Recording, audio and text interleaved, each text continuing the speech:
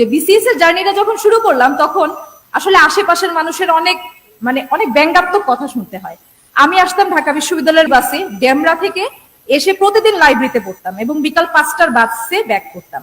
তো যখন আসতাম তখন আসার সময় আমি বাংলা পত্রিকাটা পড়তাম, আর ব্যাক করার সময় আমি ইংরেজি পত্রিকাটা ডেইলি স্টারটা পড়তাম, প্রথম আলো এবং ডেইলি স্টার দুইটা পত্রিকা আমি দেখতাম।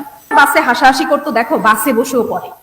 কিন্তু আমার কাছে মনে হতো যেহেতু আমি 2 ঘন্টা 1.5 ঘন্টা জার্নি করছি, এই জার্নির সময়টা যেন আমার লস না হয়, ওই সময়টা আমি অন্তত পত্রিকাটা চোখ বুলাই। অর্থাৎ সময়টাকে নিজের জন্য রাখতেই হবে যদি সেটা বিসিএস এর মতন একটা কঠিন প্রিপারেশন হয়। আমার কাছে বিসিএস কঠিনই লাগতো, কারণ আমি একটা এভারেজ স্টুডেন্ট ছিলাম। আমার মনে হতো আমার কিছু মনে থাকে না, কিন্তু আমার মনে হয়েছে যে ভাইভা বোর্ডে প্রত্যেকটি প্রশ্নের উত্তর পত্রিকার কোটেশন সহ উত্তর দিয়েছি।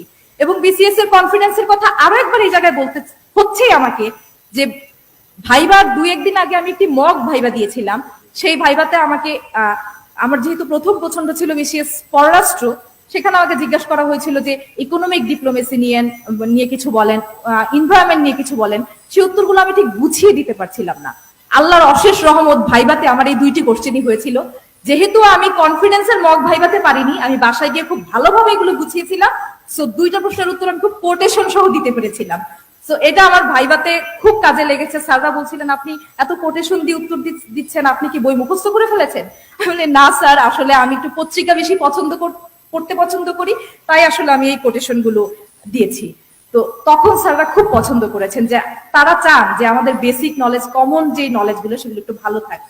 তো বক্তৃতা দীর্ঘ করবো না, আপনারা যারা বিসিএস এর প্রিপারেশন নিচ্ছেন আপনাদের সবার জন্য শুভকামনা। স্যারদের প্রতি কৃতজ্ঞতা। নায়েব আলী স্যারের বিজ্ঞান ক্লাস না করলে, আমি যারা নন সায়েন্স ব্যাকগ্রাউন্ড তারা বুঝবেন না আসলে বিজ্ঞান যে কত সোজা।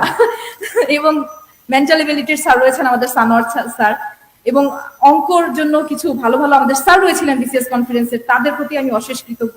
তারা আমাকে বিসিএস জার্নিতে অনেক সাহায্য করেছে, আপনাদেরকেও করছে। আপনারা শুধু নিজেকে একটু সময় দিবেন, সময়টা কাজে লাগাবেন। সবার জন্য শুভকামনা। স্যারদেরকেও ধন্যবাদ। ধন্যবাদ সবাই।